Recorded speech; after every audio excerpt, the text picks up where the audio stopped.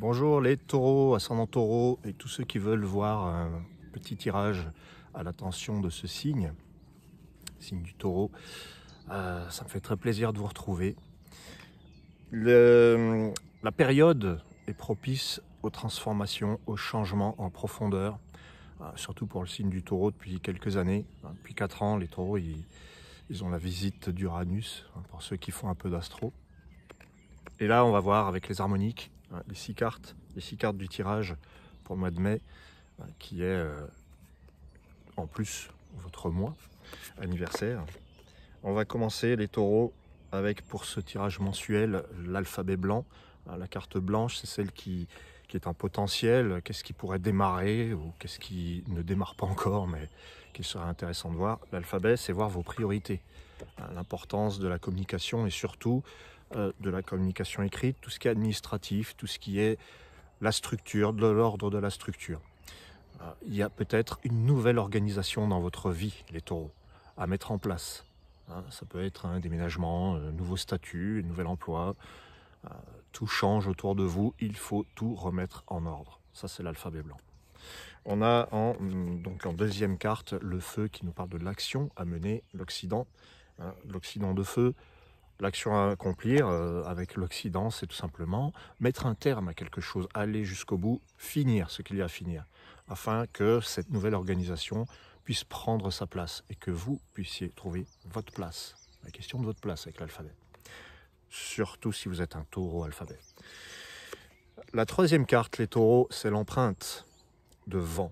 Le vent, c'est pas l'action à accomplir. Le vent, c'est ce vers quoi vous devez aller. Et vous devez aller vers qui vous êtes, vous recentrer. Évitez de vous disperser, les taureaux. Si vous allez dans tous les sens, ça fonctionnera peut-être pas. Ou alors, à moins d'avoir le sens des priorités et de faire les choses dans le bon ordre. L'alphabet. Vous savez, l'alphabet, ça vient de alpha, bêta. Ça veut dire A, B, C, les choses qui sont dans l'ordre. Alors, vous allez vous diriger vers l'empreinte, c'est-à-dire qui vous êtes, vous, votre nom, votre identité. Ça veut dire quoi, votre nom, votre identité? C'est vous recentrer vers un seul but et celui qui vous tient à cœur, celui qui est authentiquement le vôtre. Il n'est pas, je dirais, il n'est pas motivé par un collectif, le regard des autres, la société. Non, il correspond à ce que vous avez dans le cœur. Empreinte de vent. Le jade, alors, bonne nouvelle les taureaux, vous avez l'arbre de jade. Déjà, le jade, ça vous ressemble. C'est l'abondance, la terre, la fertilité, la fécondité. Et vous avez l'arbre qui est à sa place, une harmonique de principe 4, l'arbre. Ça vous dit que vous êtes foisonnant, je dirais. Puis sur le plan du matériel, il n'y a pas de souci, il ne faut pas se poser de questions. Ça peut paraître facile en ces temps troubles. Peut-être voyez le verre à moitié plein plutôt qu'à moitié vide. Oui, il faut compter. Il y a l'alphabet blanc qui vous dit de compter et de faire attention. Mais l'arbre de jade semble vous dire que concrètement, vous ne manquez pas de moyens. Je trouve que c'est une bonne nouvelle, l'arbre de jade. En ambre, vous avez le miroir d'ambre. Alors ça, c'est l'harmonie, le miroir. C'est l'harmonie partagée, c'est le rayonnement. Miroir d'ambre, ça fait, j'ai envie de dire qu'elle fait du bien, cette carte. L'ambre, c'est le cœur, c'est ce qu'on a à l'intérieur. Ça ressemble d'ailleurs à l'empreinte un petit peu.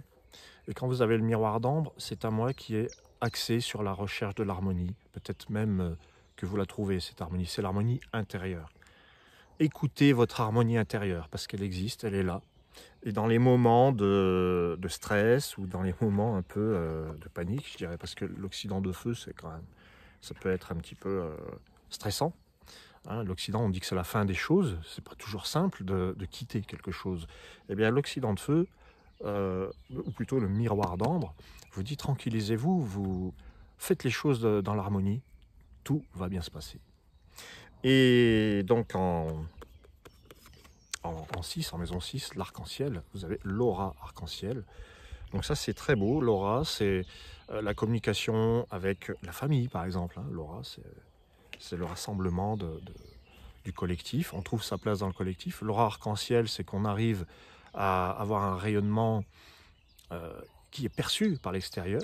Même si on se recentre, eh bien, on a d'autant plus de chances d'être perçu de manière lumineuse par le monde extérieur, puisque c'est le sens de l'arc-en-ciel, d'autant que vous avez l'empreinte devant qui vous aide à ne pas vous disperser. Parce que l'aura arc-en-ciel, c'est quand même attention à l'éparpillement, si vous êtes trop éparpillé. Voilà les taureaux.